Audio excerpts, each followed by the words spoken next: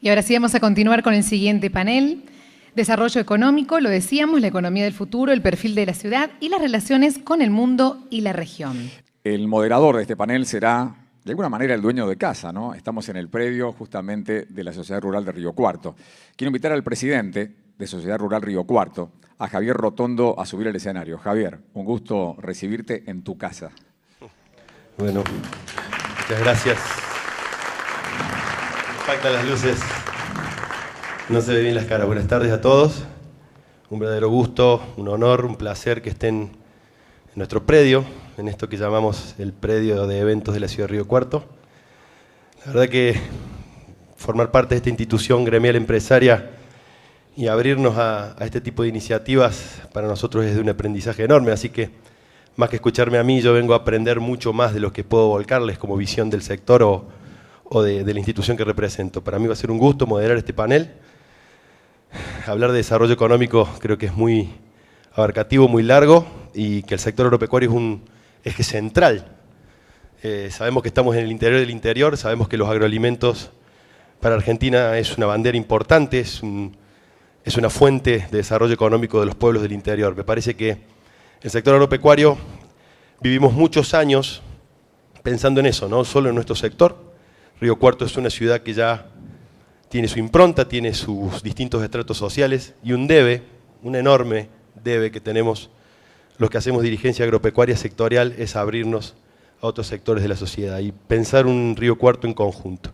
Así que nos pareció una enorme posibilidad, una posibilidad ideal que esta fundación que hace tanto por este quehacer y desarrollo de la ciudad nos haya convocado. Pensar el agregado de valor, esto que se habló ya en el Pensando Río Cuarto 2016, las materias primas que genera nuestro sector y cómo poder transformarlas en origen, cómo poder generar valor, desarrollo económico. Me parece que ahí tenemos que hacer un par de reflexiones al respecto de eso, y es pensar que Río Cuarto está geopolíticamente posicionado en el centro del país y que eso es la primer virtud y la primer fortaleza que tiene a la hora de poder transformar nuestras materias primas. Y como dirigentes, ya les decía, sectorial, en este aprendizaje que hemos ejercido a partir de hace algunos años y posterior a un hecho que nos marcó y que nos jalonó como dirigentes, que fue el conflicto del 2008, en donde algunos en nuestra cabeza empezó a surgir la idea de pasar de la protesta a la propuesta, a la acción. Y estamos tratando de llevarlo adelante. Y a su vez, fuera del sector. Intercalar y articular con todos los sectores que forman la sociedad de Río Cuarto. Y en ese concepto, pensar el desarrollo de la transformación de las materias primas agropecuarias, no solo desde el punto de vista económico, sino desde algo muy importante, que es desde el sentimiento de pertenencia, generando arraigo, trabajo genuino, y que a veces suena hasta, parece un cliché o suena algo solo en lo discursivo, que me parece que nosotros tenemos que internalizar. El sector agropecuario o nuestro sector agroindustrial es una enorme usina de generación de arraigo, trabajo genuino en el interior, y me parece que debe ser visto, o ese es el aporte que nosotros podemos hacer en este panel para poder transformar la realidad de Río Cuarto. Yo los voy a dejar realmente con quienes les van a dar una acabada semblanza o realidad de lo que podemos y la potencialidad que tenemos. Agradezco enormemente la posibilidad de haberme convocado. Tenemos la firme convicción de que la conjunción público-privada, o sea, nosotros desde el sector privado y lo público, quienes hoy tienen las distintas responsabilidades de gobierno, ¿sí? Municipal, provincial, nacional, independientemente de la coyuntura política, tenemos que empezar a darnos la posibilidad de interactuar. Esta usina de ideas desde el sector privado, en gran medida, deben ser tomadas por las dirigencias políticas, pero son ellos quienes dirigen y quienes gestionan. Pero si no nos involucramos, si no somos proactivos, si no empezamos a pensar que el cambio viene desde todos y pensar qué puedo hacer yo por Río Cuarto o no, qué hace Río Cuarto por mi sector, que en general encaramos así los distintos sectores, los industriales, la gente del comercio, de los servicios, del agropecuario, me parece que ese va a ser el gran desafío que hoy va a quedar plasmado. Yo, sin más, espero la presentación de quienes hoy realmente van a dar esta visión y agradecidos muchísimo por esta oportunidad de participar. Muchas gracias. Gracias, Javier. Y van a exponer en este panel El director CEOs de Center Group Internacional, una empresa prestadora de servicios en el área de comercio exterior y administración de empresas, una empresa que tiene sede en Brasil, en Argentina, en Estados Unidos, en España y en México. Invitamos al magíster Gustavo Segré. Buenas tardes. Gracias, Gustavo. Buenas tardes. Muchas gracias. El otro de los expositores conoce de números, conoce de estadísticas, es un incansable investigador y trabajador en Río Cuarto y en la región. Es el coordinador de investigaciones de la Fundación FADA, la Fundación Agropecuaria para el Desarrollo de Argentina. Es un gusto recibir en este escenario al licenciado David Miazo. David, buenas tardes.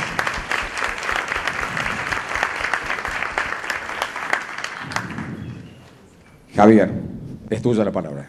Bueno, muchas gracias. Ya les dije que yo venía a aprender igual. Gustavo Segré, tuve la oportunidad de intercambiar, no lo conocía, tengo un verdadero placer, un gusto que estés en Río Cuarto. Él va a dar una visión, si se quiere, más desde lo local hacia lo internacional, la internacionalización de la producción y de la economía desde el punto que hablábamos de Río Cuarto. Bueno, y David va a hablar sobre el agregado de valor desde lo local, sobre esto que les decía yo, de este anhelo o esta posibilidad de poder generar valor, agregado de valor que tanto se habla desde el centro del país. Así que los voy a dejar con Gustavo, quien va a hacer su presentación. Tengo entendido que vamos a poder tener la posibilidad de poder interactuar, de que puedan preguntar. Me parece que eso es sumamente importante, así que vamos a escuchar las dos presentaciones y después vamos a hacer una conclusión y tratar de abrir para que alguien tenga alguna pregunta, alguna sugerencia para los panelistas, poder hacerlas. Gustavo, adelante, un placer. Bueno, buenas tardes a todos nuevamente. Yo voy a estar de pie. Si podemos colocar un poco de luz aquí, es para que no se duerman. Este es el peor horario de todos, porque ustedes terminaron de almorzar, nosotros también, y hay un criterio que se llama postprandial, que es cuando hacen la digestión y que les da sueño, nos da sueño a todos.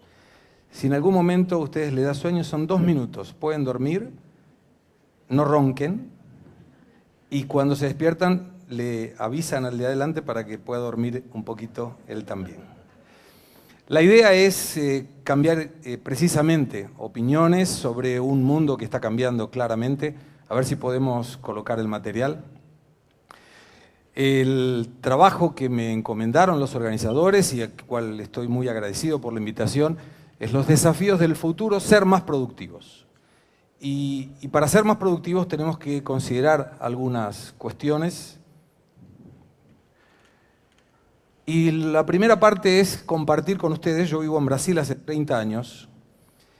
Cuando llegué a Brasil fui por mi padre, fue nombrado gerente de la Nación Argentina en San Pablo, y lo primero que vi fue esa frase.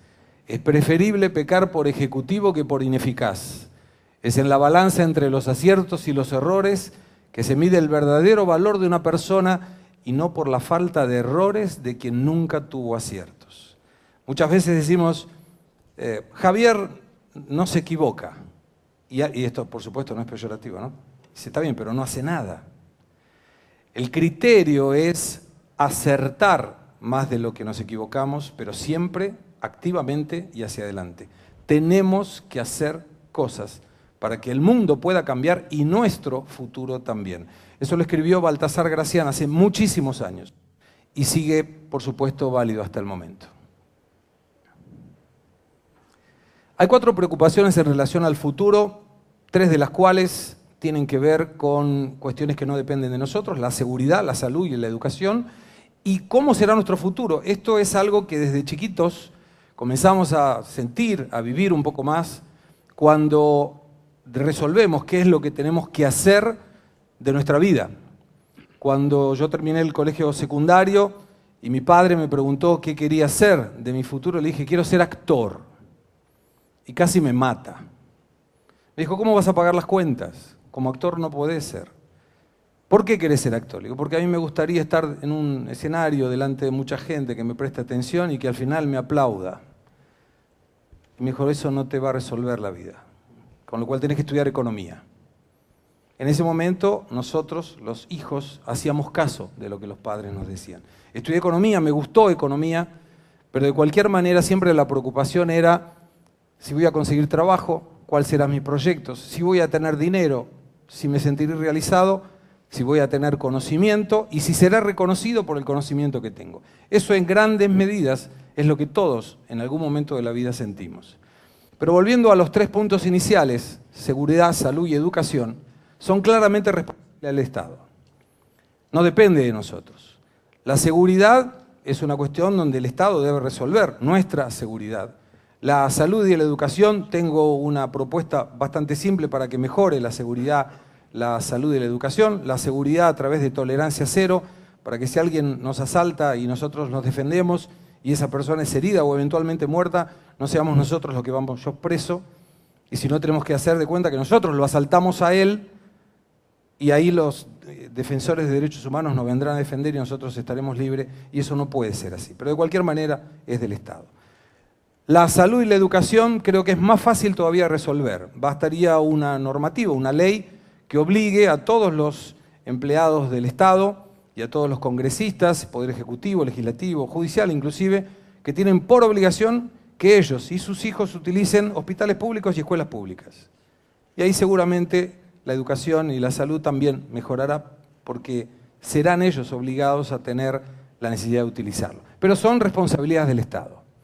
Ahora, cuando nosotros vamos a nuestro futuro, es nuestra responsabilidad.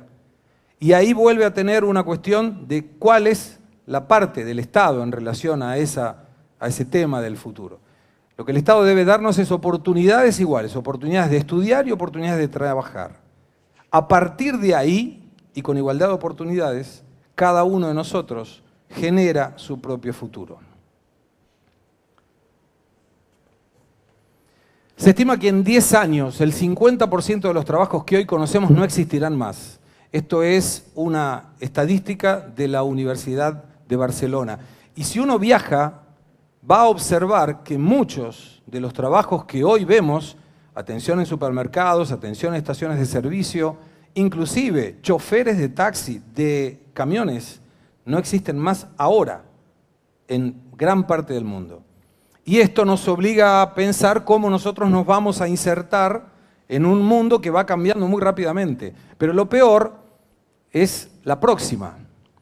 79% de los niños de 8 años va a trabajar en empleo que todavía no se crearon, no existen. Esto es un informe del Banco Mundial y esto genera una preocupación. Si voy a trabajar, un nene de 8 años que no está preocupado con su trabajo, por supuesto, pero si va a trabajar en algo que no existe, ¿cómo me preparo para eso?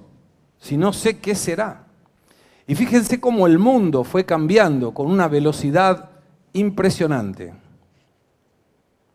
Si no funciona, ¿me ayudan ustedes de ahí? Ahí vamos.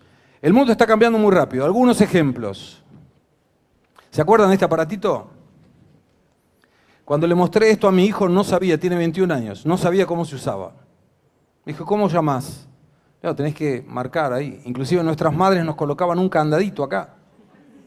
Y ahí descubrimos que apretando varias veces por ahí era lo mismo que discar. Más de uno lo ha hecho, ¿eh? Fíjense otro ejemplo. ¿Se acuerdan de eso? Me parece que ha pasado uno, a ver. Ahí está, los disquetes. Hoy un disquete, que es el que mayor capacidad tenía, no aguantaría almacenar una foto, una sola foto. No podría. Ahora sí vamos al juego. Cuando le mostré esto a mi hija, me dijo, qué tontos que eran ustedes. Y si nos pasábamos horas con el palito y tratando de colocarlo en el agujerito y la alegría que nos daba, y le mostrábamos a todos. Hoy claramente hay otro tipo de juegos. ET va a cumplir 40 años. Imagínense hoy diría E.T. Phone Home. Diría otra cosa, seguramente diría otra cosa. A ver si me ayudás porque no está funcionando. Este fue el primer Movicon, allá por 1990. Y cuando este Movicon salió, lo importante no era tenerlo, sino que todos sepan que lo teníamos. Íbamos colgados con el Movicon en la mano, todos sonaban igual. Parábamos en un café en la ciudad de Buenos Aires, sonaba un teléfono y todos atendían porque nadie sabía cuál era el que estaba sonando. Esa empresa se tuvo que adaptar porque ese teléfono pasó de moda muy rápidamente. Por favor. Eso es un telex, no es una máquina de escribir electrónica. Es un telex, se colocaba esta cinta agujereada y salía del otro lado del mundo una información que era válida, que servía inclusive para operaciones y transacciones financieras. Y yo les preguntaría con mucho gusto cuántos de ustedes han visto un telex personalmente, y la mayoría de ustedes seguramente nunca vio un telex. Por favor. Esa fue la primera computadora, Commodore 64. Eran 64 KB, no eran gigabytes. De nuevo, no es siquiera el tamaño de una foto. Con lo cual, fíjense cómo esto claramente mudó. Commodore no existe más. ¿Se acuerdan? Imagínense el fabricante de Ludomatic. ¿Dónde andará? No sabemos. Por favor. Jugábamos con esto cuando éramos chiquititos. Importantísimo la cucharita, porque si no, el cochecito no andaba. Era un momento donde las madres nos tenían que empujar para dentro de casa, porque nosotros estábamos todo el tiempo en la calle. Ahora hay que empujar a los chicos a la calle, porque están todo el tiempo dentro de casa. Y peor, mirando un celular o jugando al PlayStation. Esto era un motor, un carburador, digamos, utilizado en los autos, donde muchos mecánicos afinaban el motor del auto con el oído. Hoy colocan una computadora en el motor y dicen hay que cambiarle tal pieza o hay que cambiar el motor. Se acabó. No hay más. Uno se va a dar cuenta de la edad promedio con los... Ahí dice, vos jugabas a eso, ¿no? Se prendían las lamparitas cuando uno tocaba acá y veía que se prendía y decía, acerté. Pero todo esto tenía que ver de alguna manera con el conocimiento, porque las preguntas tenían que ver con el conocimiento. Es simplemente fijarse cuántos programas de televisión hoy existen que apelen al conocimiento, a responder preguntas simples en algunos casos. Se priorizan otras cosas porque el mundo fue cambiando, por favor. La guía telefónica. Utilizamos la guía telefónica para levantar la pantalla de la computadora. Las fábricas, impresoras, gráficas, imprentas, papel, esto no tiene más sentido. Y vuelvo a preguntarles, ¿cuándo fue la última vez que alguno de ustedes agarró esa guía para buscar un teléfono? Peor, en algunos casos hasta la gente pagaba para no existir en la guía telefónica, para que nadie lo llame. Hoy es poner el nombre y aparece todo. Fíjense cómo ha cambiado, por favor. Ese fue nuestro primer PlayStation. Para aquellos que no lo saben, le mostré a mi hijo y me dijo, Sabrina, que es mi hija, tenía razón. Qué tontos que eran ustedes. Y yo le contaba que era agarrar este cosito y girarlo para un lado y para el otro, y ahí este palito subía y bajaba. El compañero hacía lo mismo con este. Apretábamos el botón de este lado y la pelotita salía. Y teníamos que hacer que le cayera para allá del otro. Y me dijo, es verdad, ustedes eran muy tontos.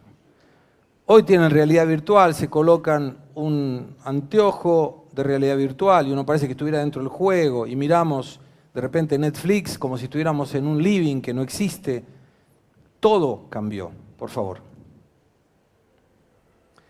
Las abuelas nos hacían cuando nos empachábamos unas ventosas en las espaldas con estos potes de la Vascongada. Supe que aún hay algunos que siguen vendiendo con los envases de vidrio, pero además de ser costosos, claramente es totalmente improductivo. Por favor. El termómetro, que por tener mercurio no es posible utilizarlo porque es dañino a la salud, hoy utilizamos algunos que son electrónicos, que tienen pilas y que nos colocamos y a veces nos apuntan en los aeropuertos a la frente y saben si tenemos fiebre o no. O sea, totalmente diferente en cuanto a la tecnología. Estos eran pasajes de avión cuando en la época tenía todas las hojas que venían, que eran un montón, debían transcribir todo el contrato de IATA, que es la Agencia Internacional de Transporte Aéreo. Y hoy hacemos todo por internet. En esa época las empresas tenían lugares donde uno iba, perdía 2 horas, compraba el pasaje, había que confirmar el pasaje antes de ir al aeropuerto y tomar el avión. Y les doy el ejemplo donde vivo, las empresas más importantes, BASF, Varig y Transbrasil no existen más. Por favor. El Viper fue algo interesante porque era muy utilizado por la gente que trabajaba en el área médica. Cuando empieza la era del internet, uno se conectaba con el Viper y nos avisaba cuando recibíamos un email. Entonces cuando tocaba, vibraba generalmente el Viper, uno iba y se conectaba a un teléfono que hacía un ruido parecido con... Conectaba el teléfono, bajábamos los emails, desconectábamos hasta que volviera a sonar esto. Hoy si uno estuviera con un vibrador al lado de eso, cuando entra un email estaríamos el tiempo entero saltando, porque claramente entra cada rato. Los boletos, Capicúa tenía que hacer. En algunos casos, los más creativos, hacíamos una trompeta juntando uno de estos boletos con un peine. ¿Alguno lo ha hecho? Se lo recomiendo, es muy bueno. El problema es que no hay más boletos. Peines todavía sí, por ahora. Yo. Iban a las escuelas para mostrarnos y hacían publicidades de las empresas, se hacían unas maravillosas piruetas con el yo-yo. No hay más y las fábricas que hacían el yo-yo tampoco. Un viaje en subte, era de aluminio. Esto, si los chicos se lo ponen en la boca, hoy estarían muertos probablemente. La cantidad de bacterias que había era genial y claramente también las empresas que hacían esto no existen más. Pasamos. La guía de calles, tomé el ejemplo de Buenos Aires. Esto es un caso muy interesante en función de la rapidez con los cuales cambian las cosas. En algún momento usábamos esta guía, íbamos con el auto mirando dónde. En algunas oportunidades, aquellos más antiguos, no habían espejos retrovisores en los laterales, no existía el cinturón de seguridad, mucho menos el ABS, tampoco la dirección hidráulica. El freno de mano, cuando funcionaba, era mejor, pero si no funcionaba no había problema. Y mirábamos esto y aparecía de repente que seguía en la hoja tal. Entonces teníamos que ir a la hoja tal. Ahí alguien dijo, la tecnología se va a comer esta industria. Y lo hizo. Y ahí apareció el GPS. GPS que en 5 años no existía más tampoco. ¿Hoy alguien usa GPS? Sí, probablemente el auto, pero es mucho más fácil utilizar una aplicación del celular. Pasamos. Esto fue otro caso memorable. Los rollos de 36, de 24, de 12. Recuerdo una vez fui en San Pablo a ver una carrera de Fórmula 1 y llevé un rollo de 36, saqué 36 fotos y teníamos que esperar para revelarlos. Demoraban, en la mejor de las opciones, 2 horas y cuando me dieron las fotos no había un solo auto en ninguna foto. Porque pasaban tan rápido que no conseguíamos que saliera la foto. Pero lo más interesante es que muchas veces salían mal o borradas o lo que fuere. Hoy esto no se usa más. Y lo más importante, en 1998 la empresa Kodak tenía 85% del mercado mundial de máquinas fotográficas y el 90% del mercado mundial de rollos. 3 años después entraba en problemas, 5 años después quebraba y de 170.000 empleados pasó a tener 7.000. Luego vienen las máquinas digitales, que por otro lado en un circuito muy rápido también prácticamente no se venden más porque hoy lo hace todo el celular. Finalmente, esto es uno de los históricos del teléfono público que seguro ninguno de ustedes utiliza por lo menos 5 años. No se sigue fabricando más, en muchos de los casos se están retirando, pero me parece que lo más importante es observar con todo esto que el mundo está cambiando muy rápido y que nada de lo que era es hoy y nada de lo que es hoy será. Y precisamos prepararnos para ello. Y estos nenes de 8 años precisan prepararse para un futuro que no conocemos, lo cual tiene un desafío mayor. Por favor. Para tener éxito en un mundo con tantos cambios y en algunos casos que no sabemos cómo es, tenemos que cumplir 3 requisitos. Ser diferentes que el otro, ser mejores que el otro y ser más productivo que el otro. Y esto tiene que ver siempre una comparación con alguien, con una empresa, con una persona, pero siempre estamos disputando un puesto de trabajo con alguien que tiene características iguales o mejores que nosotros y por eso necesitamos diferenciarnos de esta forma.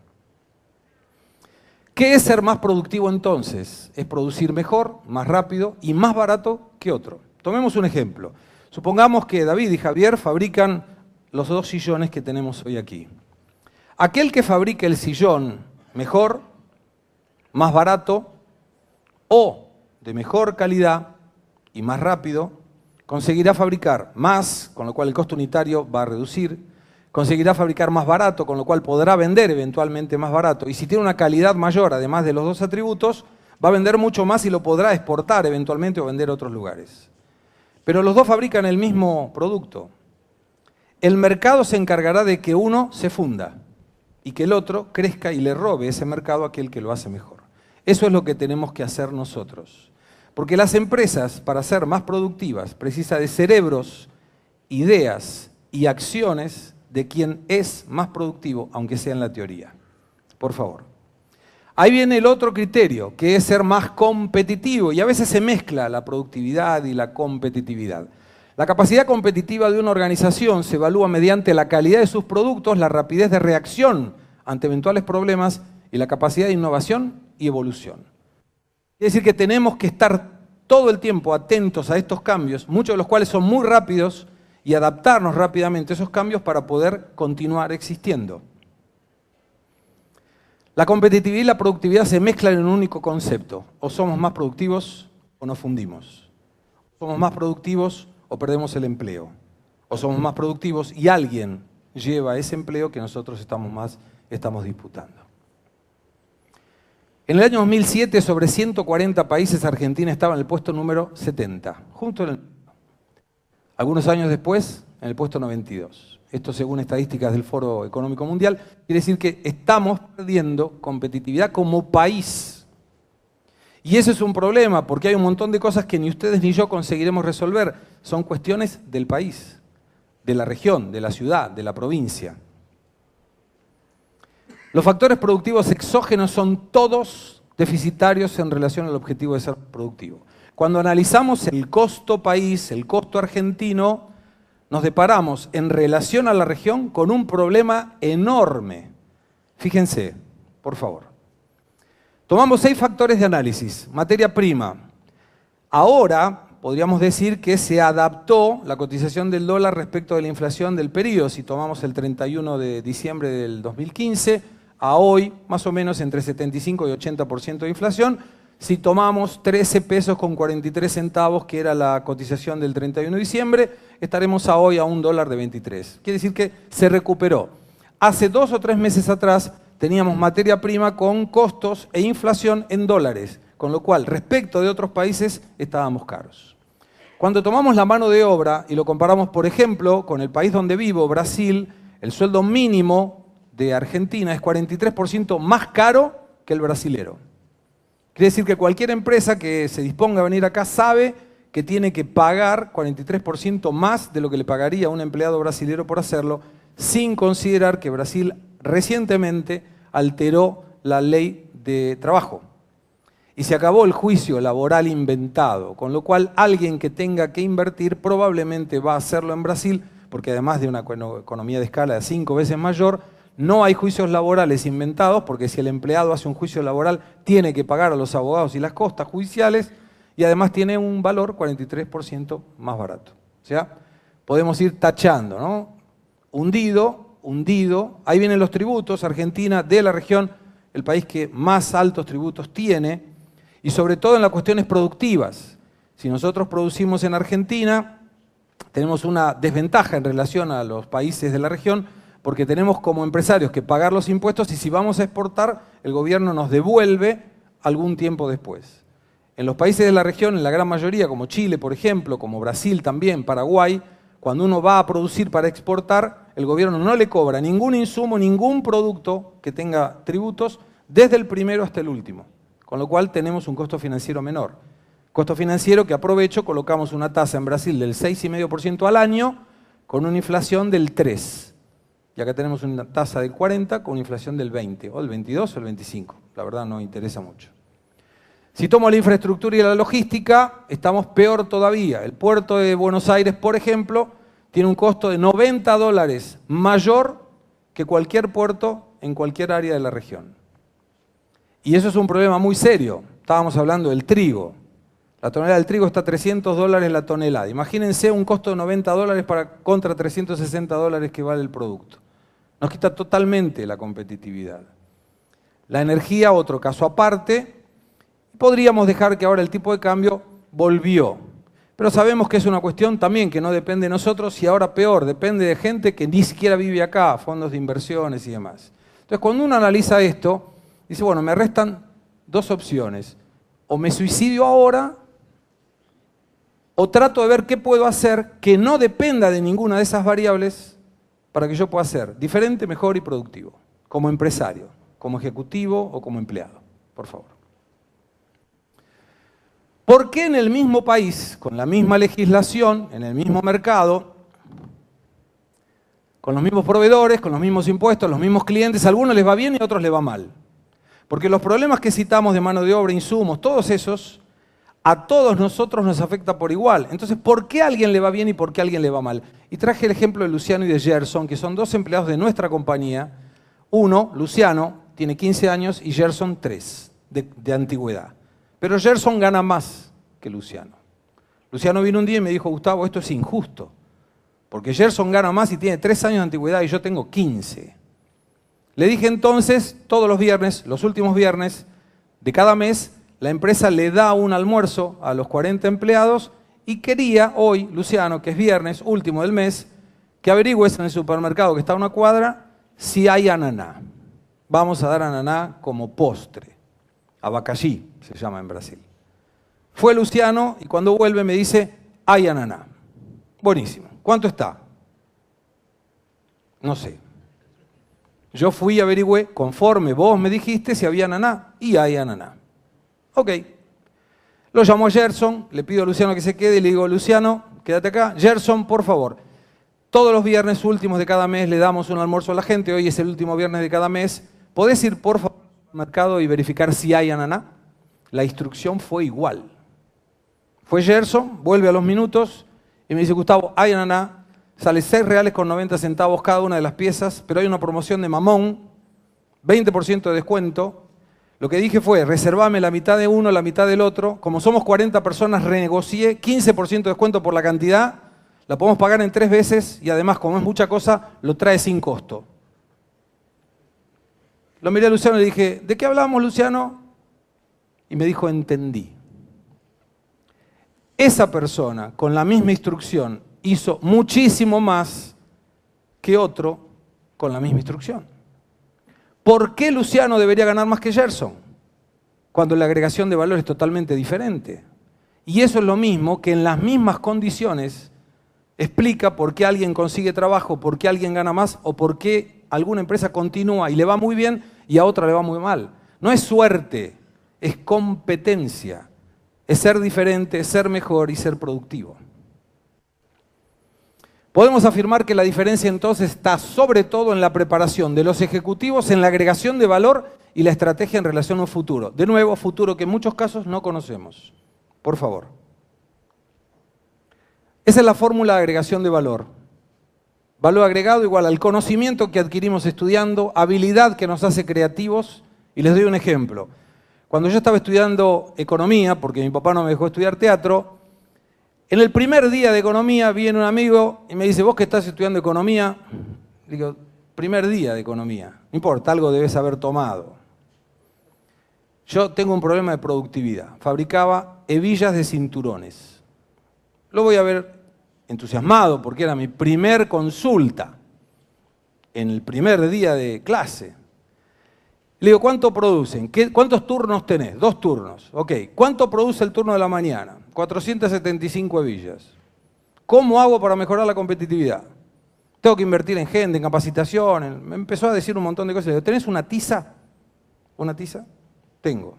Me dio la tiza y puso en el suelo. 475. Vino el encargado del turno de la tarde y me dice, ¿qué es eso? La cantidad de hebillas que hizo el turno de la mañana.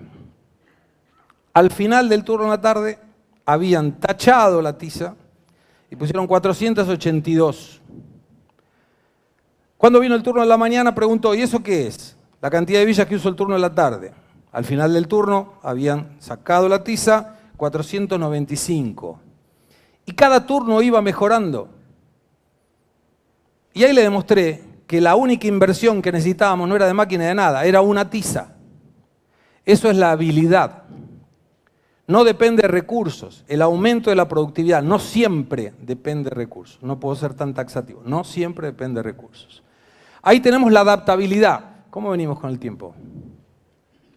En la adaptabilidad es cómo nos adaptamos para un futuro que no conocemos, y le voy a dar rápidamente un ejemplo que ocurrió conmigo. Me invita el Banco Santander a una charla en la ciudad de Santiago de Chile, aprovechando el final de la Copa América del 2015. Jugaba Chile y Argentina. Nos llevaron a un lugar muy bonito, nos dieron una campera, nos dieron una bufanda, comida, nos llevan al estadio. Argentina perdió 2-0 y cuando salimos del estadio yo me dormí en el micro, pasó por el hotel que debía bajar, no bajé y me desperté al final de todo. No conozco las distancias aquí de Río Cuarto, pero imaginando en la ciudad de Buenos Aires, yo tenía que estar en Alén y terminé en Federico Lacroce, o sea, en la otra punta del subte. Me dice, bueno, lo único que puedo hacer es dejarte en el subte y te vas hasta la otra punta. Bueno, voy. Argentino, en Santiago de Chile, con la camiseta argentina abajo, en el subte. Subte que estaba lleno.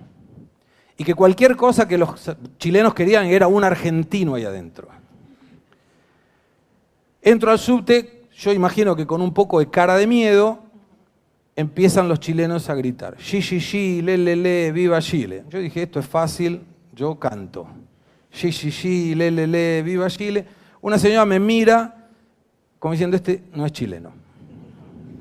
Y cuando uno piensa que las cosas están mal, siempre pueden complicarse. Y ahí los chilenos empezaron a cantar el himno.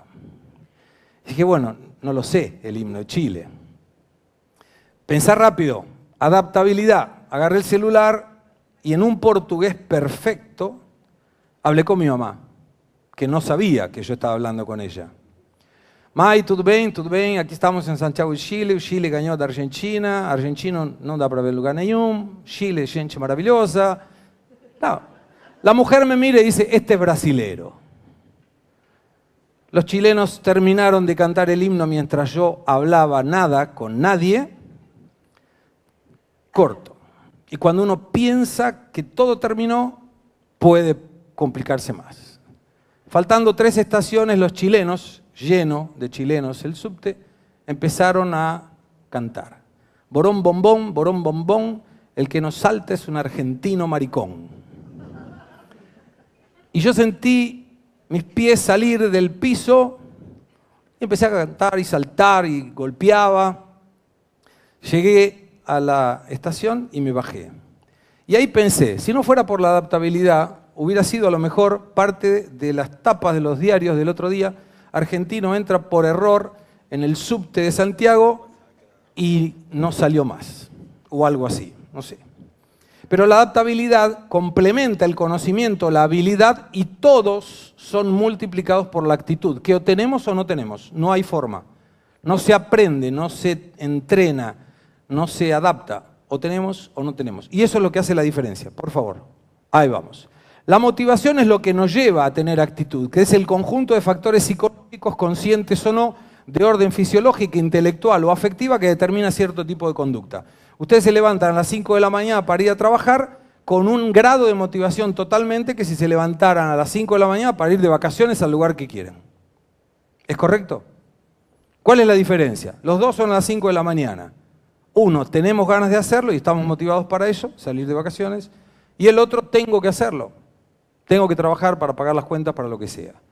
Ese factor de motivación hace la diferencia entre el empleado, empresario, ejecutivo o lo que sea, diferente, mejor y productivo.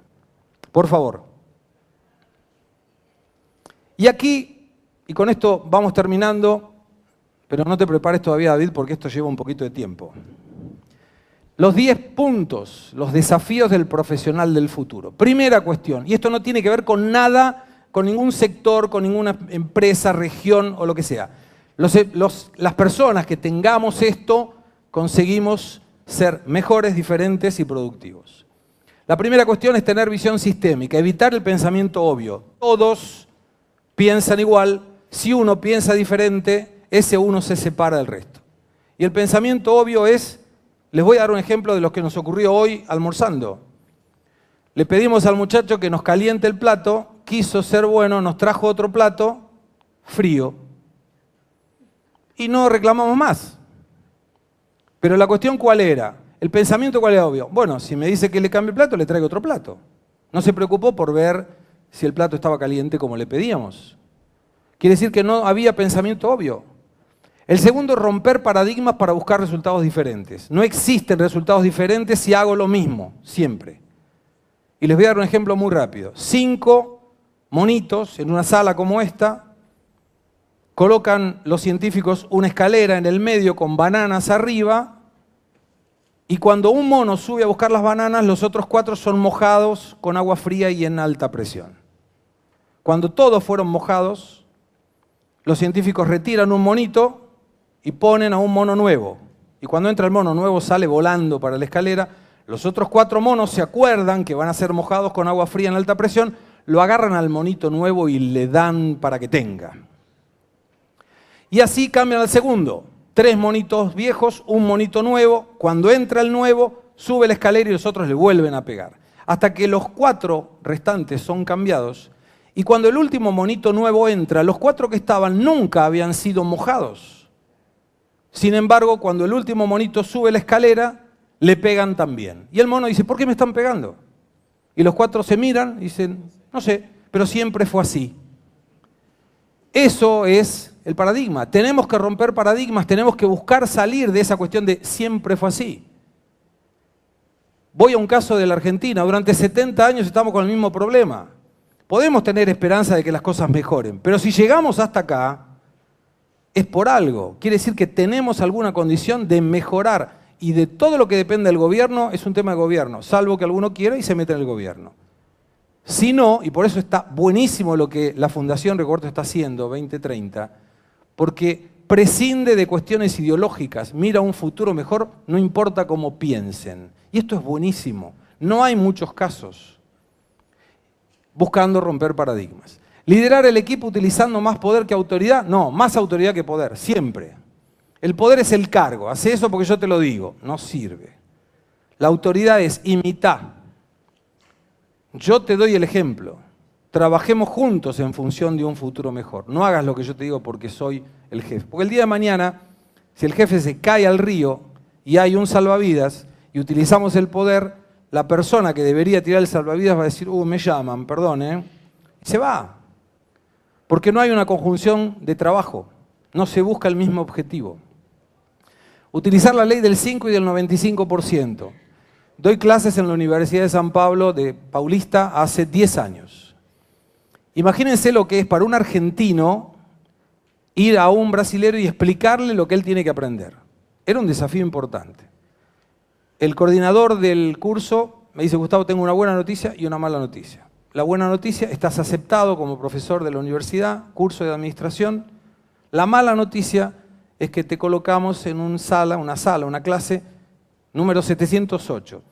En Brasil lo que cambia es el profesor. Es como si ustedes estuvieran en una clase, entro en mi clase, entro durante mi horario, termina mi horario y me voy y entra David y da su clase y se va. Y ustedes siempre, alumnos, siguen igual. Esa sala, esa clase 708, le decían en Brasil la sala del capeta. El capeta es el diablo. Porque eran alumnos que le gustaba molestar, y el alumno que le gusta molestar no falta, él va. Me pongo en la parte del medio de la clase y todos empezaron a conversar, se dieron cuenta que había alguien parado y que debería ser el profesor porque estaba parado en el medio. Empiezan a hacer silencio y sin decirles nada de la clase o de mí, les pregunto eso. ¿Conocen la ley del 5 y del 95%? Les pregunto a ustedes, ¿conocen la ley del 5 y del 95%? Ellos tampoco la conocían. Y lo que dice esa ley es que 5% de nosotros somos los que hacemos la diferencia. Y me incluyo porque trato todos los días de ser parte de ese 5%. El 5% de ustedes, le dije a la clase, va a ser el que traza el camino que los otros van a recorrer, que van a escribir la historia que los otros van a leer y que tenemos que tener el teléfono de ese 5% porque es el que le da empleo a los otros 95%. Y 95% de ustedes, le dije a la clase, no sirve para nada. Hicieron exactamente lo que ustedes, como diciendo, ¿quién es este argentino que me viene a decir que yo, brasileño, no sirvo para nada? La puerta está siempre de aquel lado, abrí la puerta y le dije, los invito a que aquel 95% que no sirve para nada se retire. Los espero en la prueba, no voy a tomar lista, no se preocupen por quedar por faltas. ¿Cuántos creen que se levantaron? Nadie. Imagínense alguno de la clase que dice, profesor, yo soy parte del 95% que no sirve para nada, me voy. Nadie se iba a mover. Entonces les hice un desafío. Les propongo que revertamos la proporción y que 95% de ustedes haga la diferencia y que 5% sea los que quedan en el camino, porque hay gente que ni muriéndose y naciendo de nuevo sabe para qué está acá.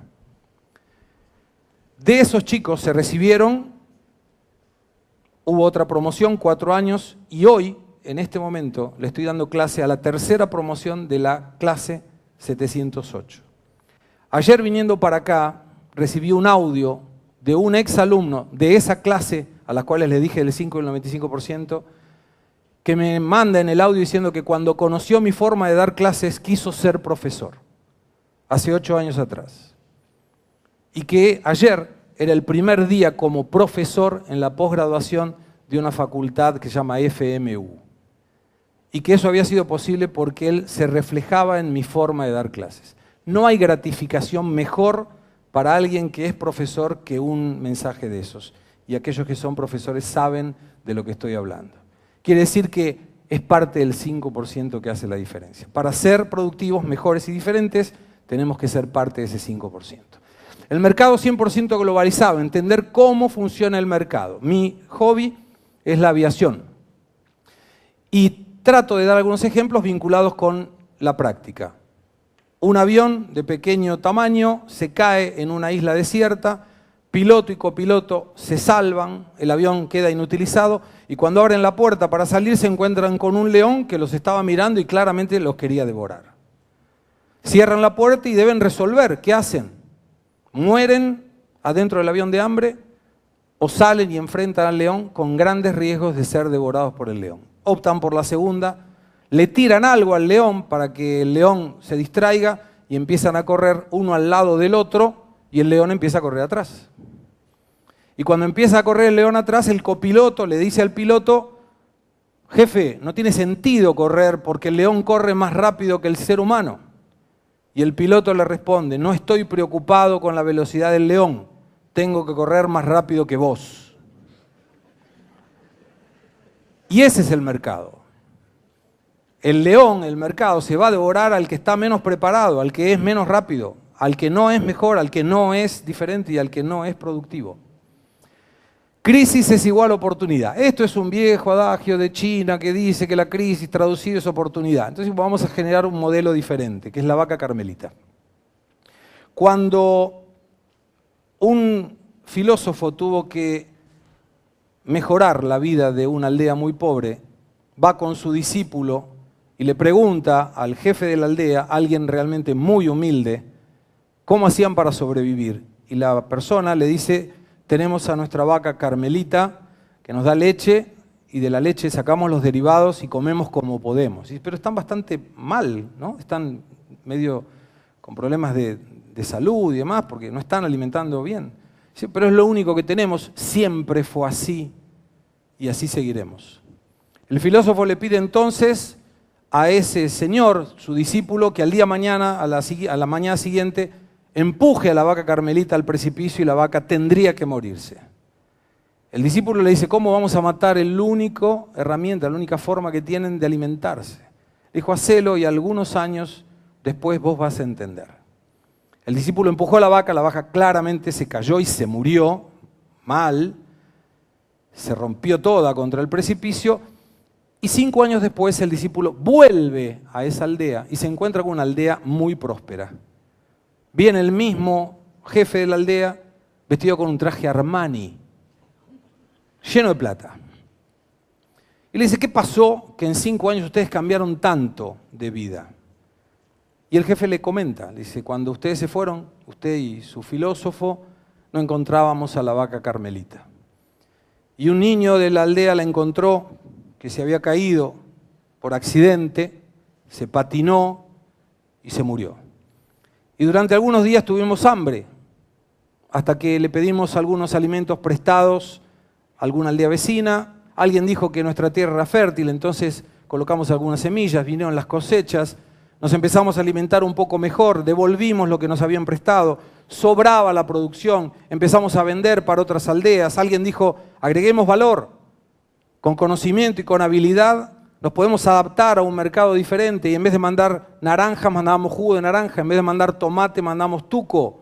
Creamos una marca, empezamos a exportar, justo desvalorizaron el dólar en esa semanita y ganamos más pesos. Y hoy estamos llenos de plata. Tenemos lancha y no tenemos lago todavía, pero vamos a tener. ¿Y eso por qué? Porque por accidente la vaca Carmelita se cayó y se patinó y se murió. Y ahí el discípulo entendió. Esto yo lo tomé en el año 91, cuando trabajando en el Banco Quilmes, yo vivía en Brasil, mi esposa argentina, nos fuimos para allá, no se adaptó, nos volvimos para Argentina, empecé a trabajar en el Banco Quilmes, llegué a trabajar en la mesa de dinero del Banco Quilmes, viene el plan Bonex, la convertibilidad, los negocios iban parando, me llama el de Recursos Humanos y me dice, Gustavo, no te precisamos más, estás echado. Y yo le dije, gracias. Me miró con asombro. Dijo, ¿vos entendiste bien? No te estoy aumentando el sueldo, te estoy echando. Sí, entendí bien. Gracias. ¿Por qué gracias? Porque empujaste la vaca Carmelita. Para evitar, yo quería irme a Brasil, me casé con una brasilera y se acabaron los problemas. Si no, iba a tener que estar yendo y viniendo. Y a partir de ese momento, volví a Brasil, creé la empresa, comencé a dar clases, comencé a generar este tipo de acciones, donde a partir de charlas como esta, enfocada para los alumnos, mejoramos la productividad de los alumnos y el promedio de mi clase primero, del curso después, del campus después aumentó. Dimos las charlas para ser mejores, diferentes y productivos para la tesorería y para la secretaría, y la cantidad de atenciones y la cantidad de reclamos bajó en reclamos, aumentó en atenciones, porque conseguíamos mejorar esta productividad en función, sobre todo, de empujar la vaca Carmelita. Este empujar la vaca Carmelita no es solamente en el sentido práctico del empleo. Si cuando ustedes todos los días de mañana abren a la vida y se sienten felices y miran al costado y no les gusta lo que ven, tienen que empujar la vaca Carmelita también, porque la vida es muy corta, como dice Mirta Legrand.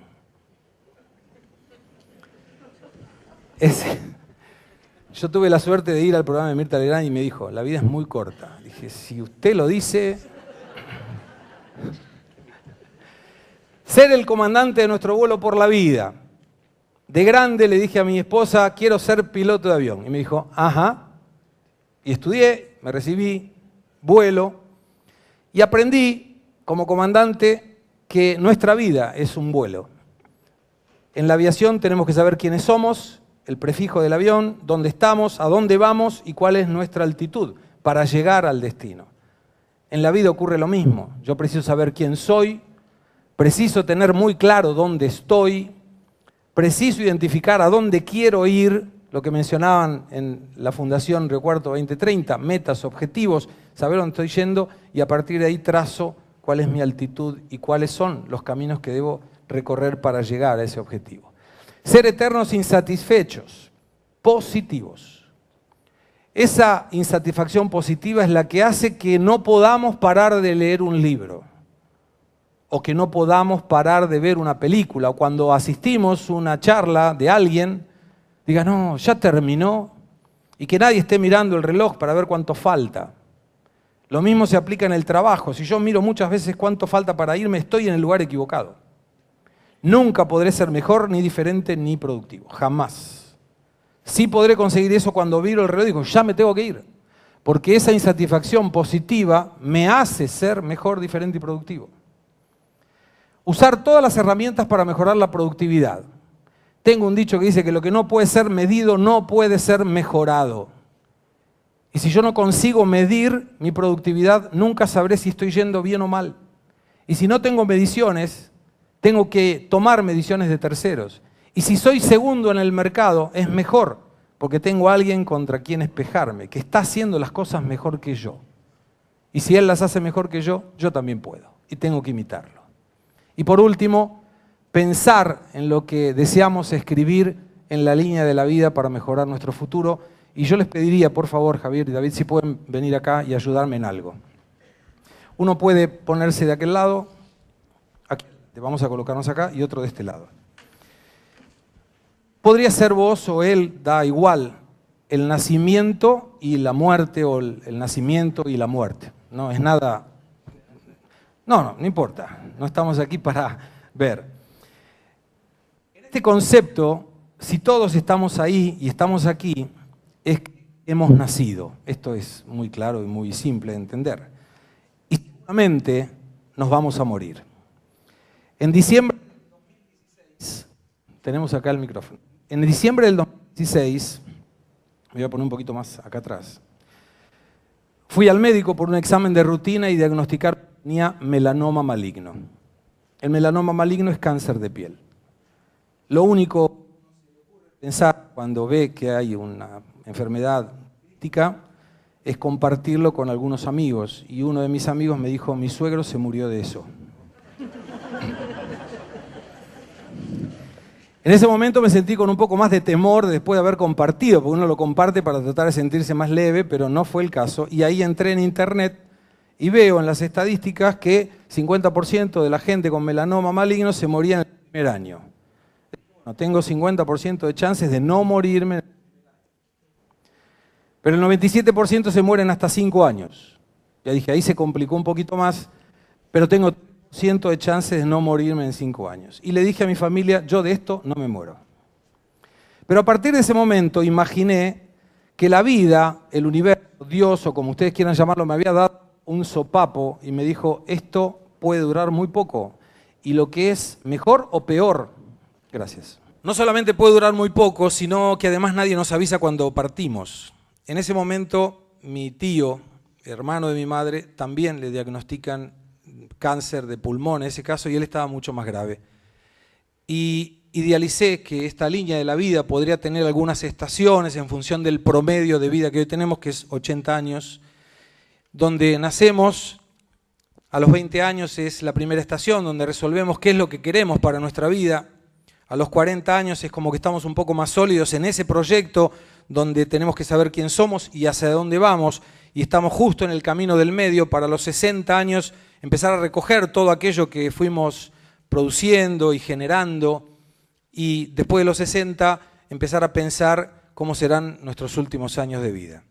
Pero lo más importante no es cuánto tiempo duramos, sino qué es lo que dejamos escrito en esa línea de la vida. Y le pregunté a mi tío, en el momento previo a su fallecimiento, qué es lo que cambiaría de su vida si pudiera. Y él me dijo, todo. ¿Y por qué todo? ¿Por qué no lo cambiaste antes? Y me dice, porque pensé que siempre hay tiempo. Siempre dije, no, hay tiempo, mañana y después. Y llegó ahora y me doy cuenta que el tiempo se me fue. Mi tío falleció juntamente con un muy amigo que también tuvo el mismo diagnóstico que yo y que falleció también, lamentablemente.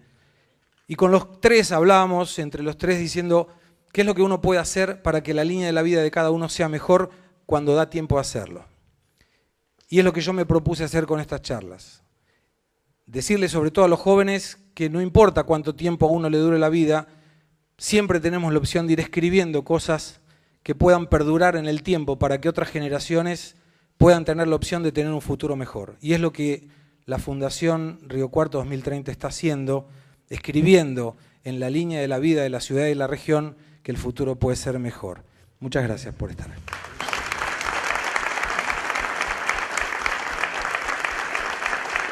Volvemos por último, gracias. Volvemos por último al material, ¿puede ser? Mírense a ver si aparecen, saluden y...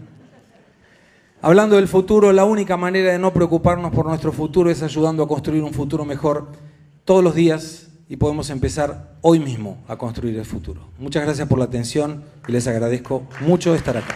Gracias.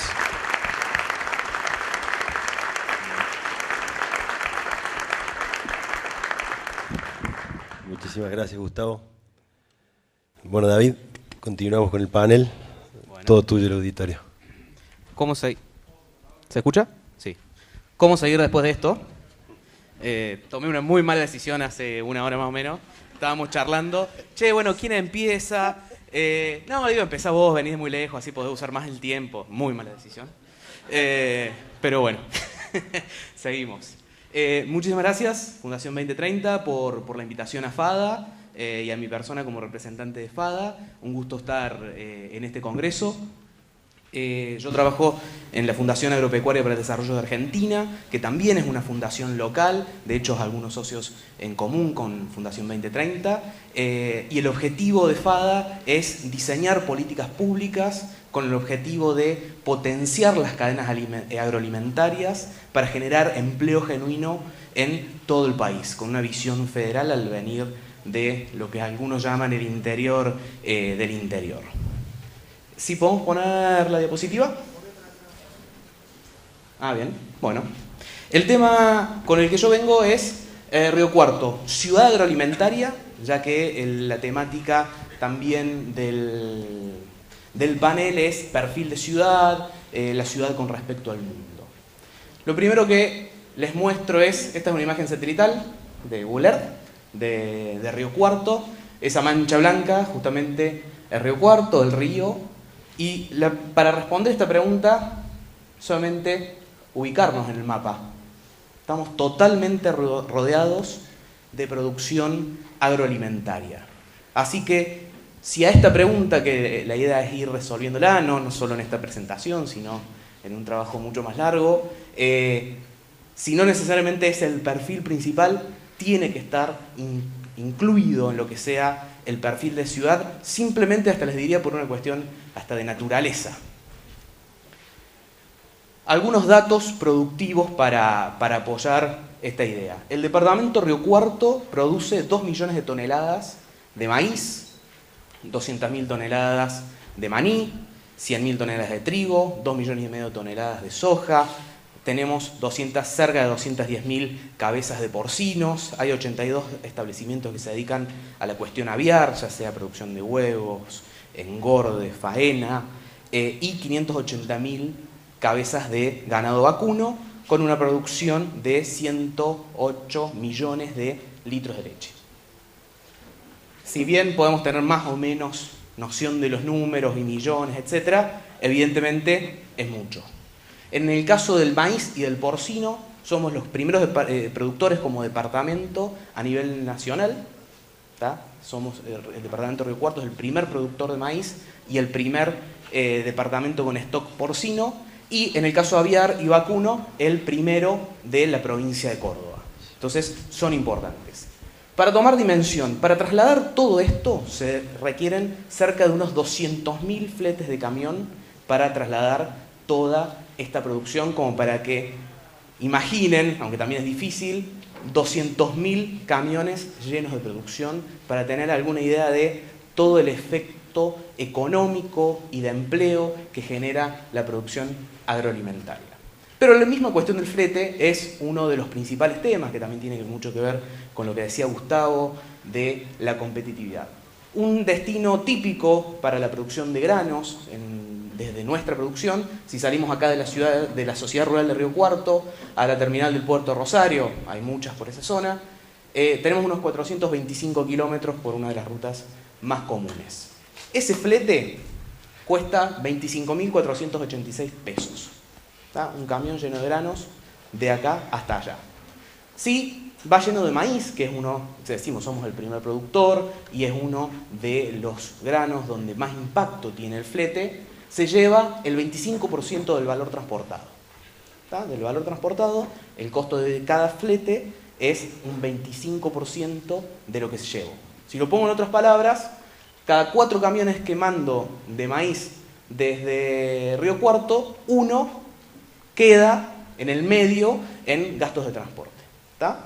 Eso, que es uno de los principales desafíos o cuestiones que alteran la rentabilidad, ya que es uno de los principales componentes del costo de hacer maíz y de hacer el resto de los productos, es al mismo tiempo una oportunidad, porque significa que cualquier industria que transforme estos productos, sea soja, sea maíz o cualquier otro de los productos, tiene una ventaja comparativa con respecto al resto, porque puede comprar el maíz más barato, por esta misma razón de que es caro enviarlo. Entonces, ahí nos genera una oportunidad de esto que siempre hablamos del agregado de valor.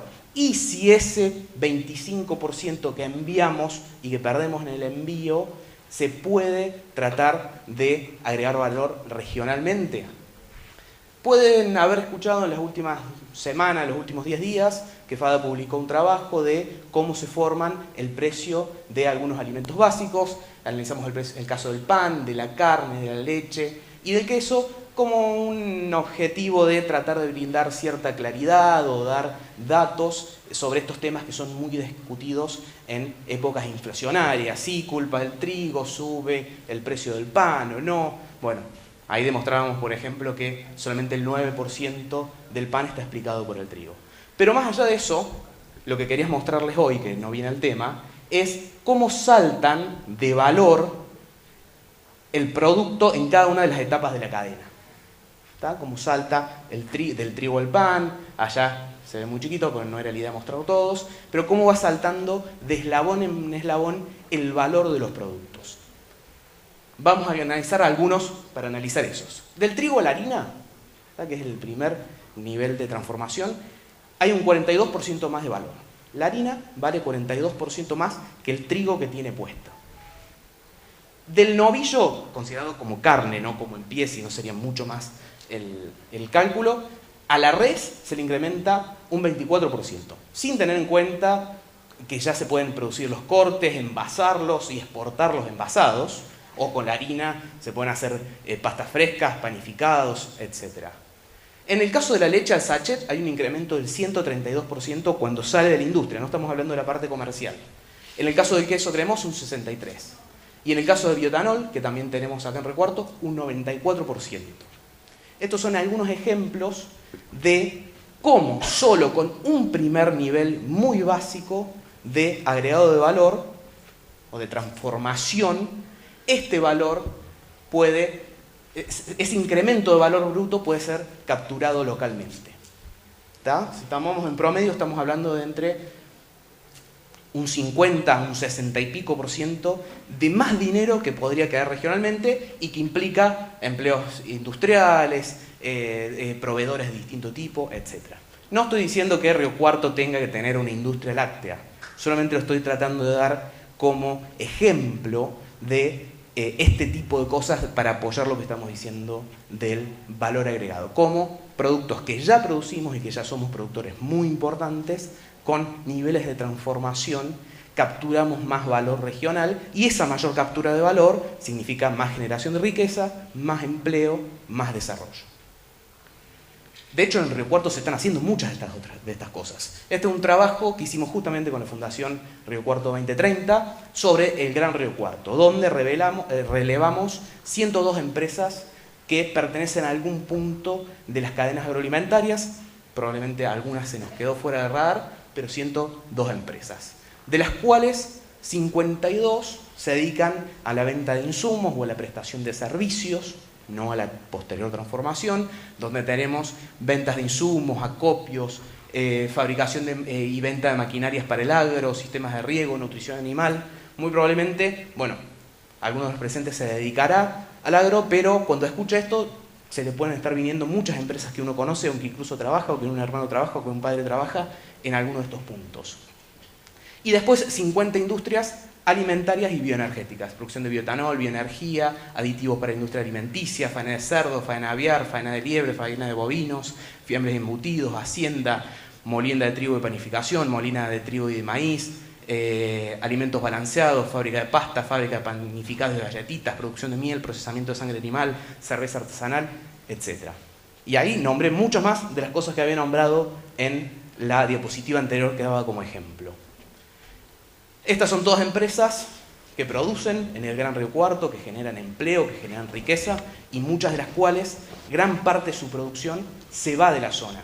Es decir, que son exportadoras, si lo tomamos regionalmente. Algunas, o sea, muchas exportan internacionalmente, pero otras son exportadoras. ¿Por qué eso es importante que produzcan para fuera de la región? Porque eso es creación real de valor para la región. Cuando yo produzco un bien y lo vendo dentro de la misma región, se genera actividad económica, pero la creación de valor queda circunscripta a la ciudad. Cuando sale de la región, es recursos que vienen de afuera y vienen a incrementar la torta de actividad económica de la región. En este mismo trabajo con la Fundación, se le preguntaron a estas empresas para tratar de ir a algunas de las cuestiones de, bueno, ¿qué tenemos que hacer para seguir mejorando, potenciando el perfil como ciudad agroalimentaria? Se hizo una muestra de 20 empresas. Acá Matías Escaso, perteneciente a la Fundación, tuvo una gran parte en esto. ¿Cuáles eran los puntos cómo percibían los servicios públicos? Entonces, se le preguntó de gas natural, energía eléctrica, logística, conectividad, con algunas cosas que mejorar, sobre todo en la provisión de gas natural y en logística y conectividad, por este lado, que depende un poco más del sector privado, y con higiene e iluminación, en lo que depende un poco más del sector público como puntos a mejorar. Asimismo, también le preguntaron de los atributos a considerar por parte de las empresas para la inversión productiva, y ahí dijeron recursos naturales, rápidas habilitaciones, trabajo calificado, servicios públicos, cultura emprendedora, logística y transporte, oficinas públicas nacionales y provinciales, el mercado regional, los institutos de tecnología, en ese orden. Entonces, como para tener algo de lo que dijeron estas empresas cuando se les preguntó sobre estos problemas. Asimismo, también le preguntaron cuál sería el principal, después se le preguntó el segundo, instrumento demandado para el crecimiento industrial, y ahí, bueno, nombrar cuestiones de la reducción de la carga impositiva, amortización acelerada de inversión, préstamos subsidiados, reducir la burocracia, abrir nuevos mercados, programas de capacitación laboral, etc. Esto fue un poco lo que dijeron las empresas. Si tratamos de resumir eso y mezclarlo con algunas cuestiones más teóricas, si se quieren, de cuáles son las claves económicas, los elementos económicos, porque en el resto del Congreso se hablaron de las cuestiones de la educación, que también tiene muchísimo que ver, de la cuestión tecnológica, que también tiene mucho que ver, algunos elementos económicos a considerar para potenciar el desarrollo. Y acá lo podemos, para bajarlo al nivel local y para tener algunas ideas sobre qué cosas podemos actuar y sobre cuáles no a nivel local, tenemos algunos elementos que no controlamos. Y estos son muchos de los que decía Gustavo, la macroeconomía. Tener una macroeconomía más o menos ordenada es un inicio para inversiones, porque las inversiones tienden a ser de largo plazo. Sin la economía ordenada, los argentinos, como no estamos acostumbrados a la economía ordenada, se puede crecer, pero no de manera tan sostenida con varios sectores al mismo tiempo. Junto con ello también la seguridad jurídica. El crecimiento económico, tanto local, nacional como internacional, en algún punto es necesario porque se requiere cierto movimiento hacia arriba del mercado para poder venderle más, si bien también le podemos quitar mercados a otros. Cierto crecimiento es necesario, la competitividad cambiaria también afecta, la facilidad para hacer negocios en el país, cuán fácil o cuán difícil es armar una empresa nueva, establecerla, hacerla funcionar, y los costos del capital, bueno, recién dijeron algo de las tasas del 40%, etc. Estos son elementos que son muy definitorios, que son normalmente los que más se nombran, pero son los que localmente tenemos cero control y somos tomadores de ese ambiente económico y financiero. Hay algunos elementos que la ciudad, como su conjunto de ciudadanos, de políticos, de empresarios, de instituciones, no maneja, pero que tiene llegada para poder influir. Algunos de estos elementos son la infraestructura regional. Acá hablamos principalmente de la infraestructura de servicios públicos, gas, electricidad, que nosotros los tenemos bastante bien desarrollados, la infraestructura vial, para que Río Cuarto tenga una conectividad con el resto del país y una logística relativamente buena y barata. Esto es esencial, de hecho es una de las cuestiones que nos ha diferenciado con algunas otras ciudades, que algunas se han tomado como ejemplo, como el caso de Villa María. La presión impositiva provincial es también un tema que tranquilamente hay llegado al gobierno provincial para actuar sobre algunas cuestiones particulares, como reglas impositivas también para algunas actividades específicas. Si se desea darle cierto perfil a la ciudad y se piensa en ciertas actividades prioritarias, se pueden pensar en algunas reglas impositivas que lo promuevan. De nuevo, a nivel local y regional se puede actuar, y la disponibilidad de los servicios públicos. Estas son cosas, de nuevo, que no están directamente al alcance de las empresas, instituciones y gobierno de la ciudad, pero que están muy cerca y se puede llegar a generar algún tipo de influencia, como para ir dejando algunos de los puntos sobre los cuales realmente podemos ir. Y ahora los que realmente controlamos, que por ahí son los más importantes para trabajar. En un mundo globalizado, requerimos que cualquier emprendimiento, sobre todo productivo industrial, hay algunos otros tipos de emprendimiento que no necesariamente requieren esto, requieren escala. Requieren escala para tener niveles de productividad y competitividad que nos permitan salir a competir con grandes empresas ya establecidas o con el mundo. Para lograr esa escala, muy poca gente la puede lograr sola. Y por eso muchas veces se piensa, cuando se piensa en cosas de escala, que vengan inversiones. Pero tranquilamente las inversiones se pueden generar localmente. Entonces ahí el asociativismo es un punto clave para sumar intenciones, sumar capitales, sumar capacidades para hacer cosas que solos muy poca gente puede hacer. Entonces esto es algo que manejamos completamente.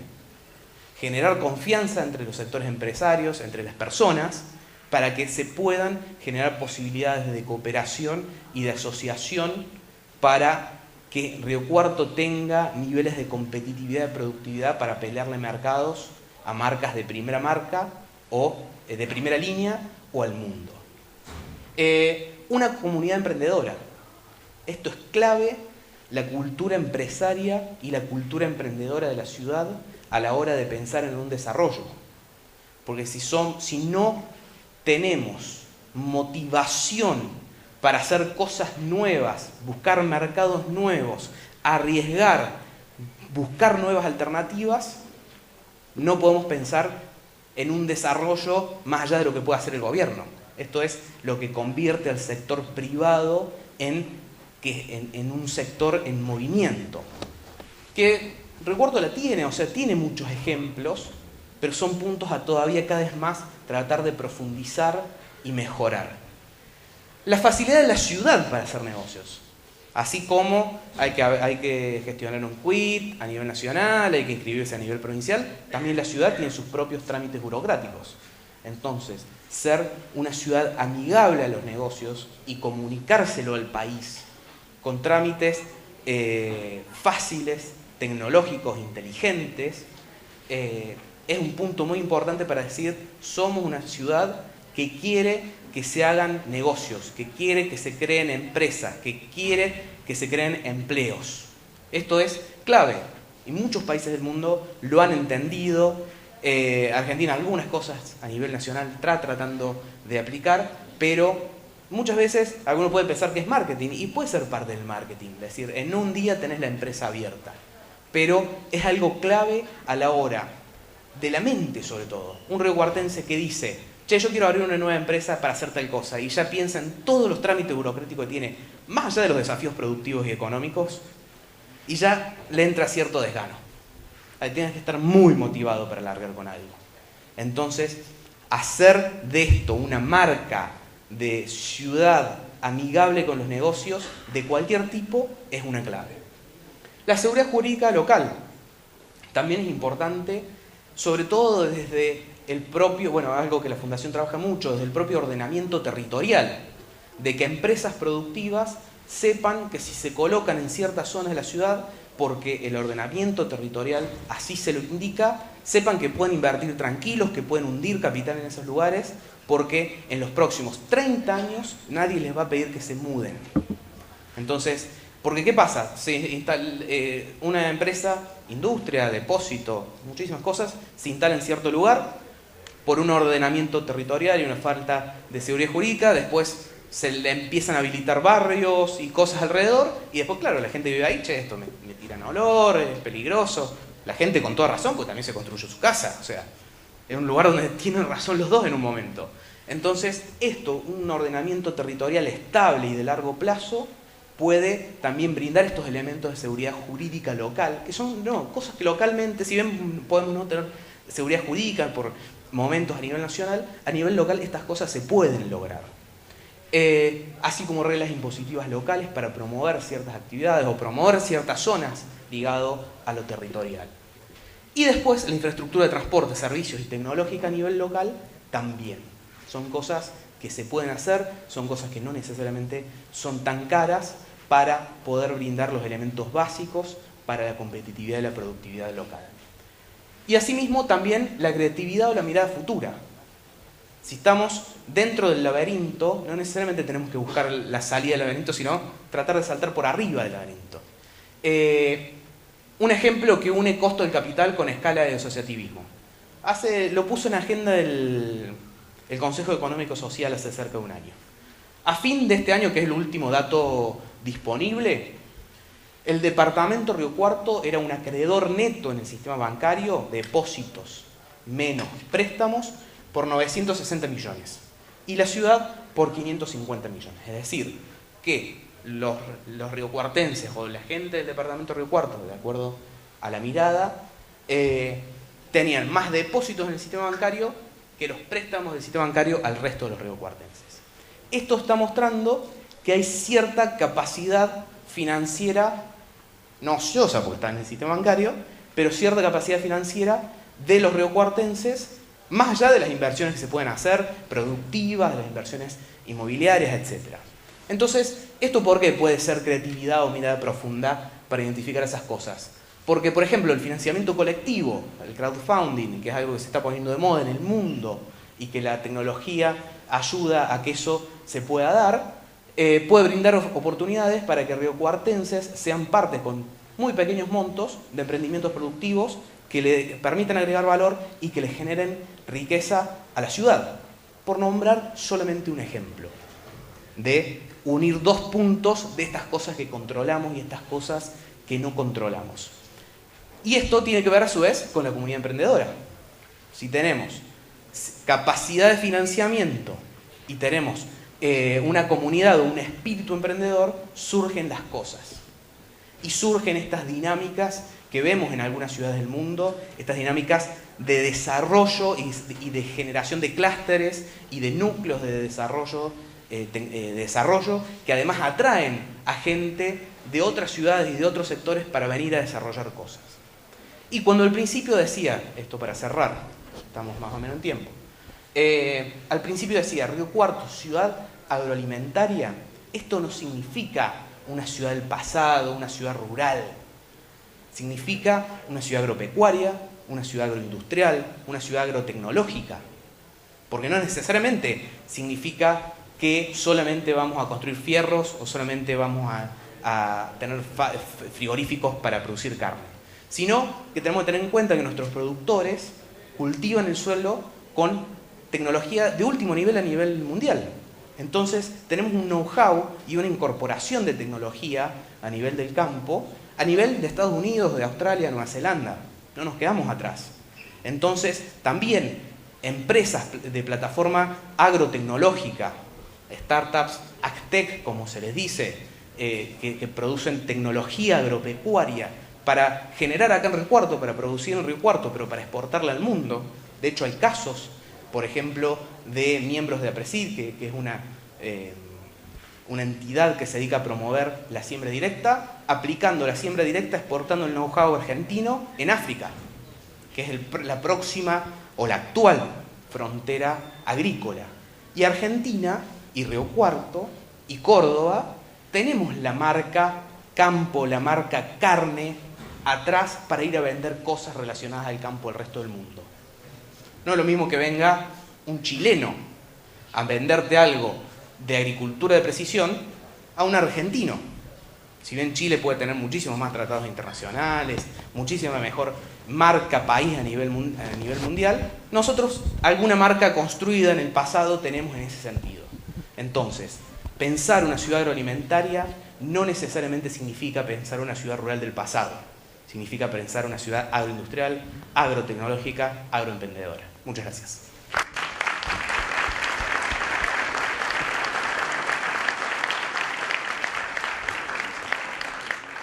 Nos queda tiempo para abrir alguna pregunta, ¿no? Bueno, entre nosotros. Perfecto. David, ¿algo que agregar? La verdad que creo que fue muy claro. Yo quiero hacer una pequeña conclusión de ambos. Quizás David materializó lo que Gustavo explicaste en cuanto a cada uno para tomar esa actitud, a mi juicio, que nos hace falta para llevar adelante lo que vos en números o trayendo a lo realmente regional. Lo que sí creo es que, tomando un poco la conclusión de lo que Gustavo expresaste y David, cada uno de los que hoy estamos acá ya creo que nos vamos con la idea de querer ser ese 5%. Muchos de nosotros, al menos, dedicamos parte de nuestro tiempo para intentar serlo. Creo que la Fundación 2030 es un ejemplo de eso, desde lo regional.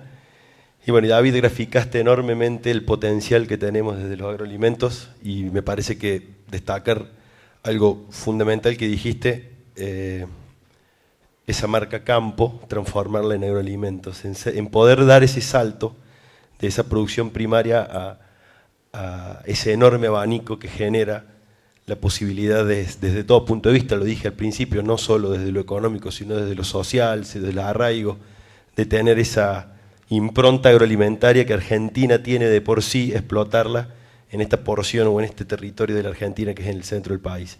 Yo, sin más, algo para agregar a ustedes, les agradezco enormemente, la verdad que en lo personal, y creo que todos nos vamos muy nutridos y muy renovados para poder encarar y para poder aportarle a Río Cuarto estas cuestiones. Muchas gracias. Gracias a todos. Gracias. Muy bien. Ha sido muy bueno poder escucharlos. Muchas gracias al moderador, a Javier, a los dos panelistas, Gustavo. Excelente. David, muchas gracias. Les pido un minuto sobre el escenario. Va la foto de rigor y también un reconocimiento, un pequeño presente que entrega la gente de la Fundación. Recordamos, este fue el panel de Desarrollo Económico que fue auspiciado por la Cámara de la Construcción Río Cuarto y Simple Store, regalos empresariales que justamente los invitados están recibiendo.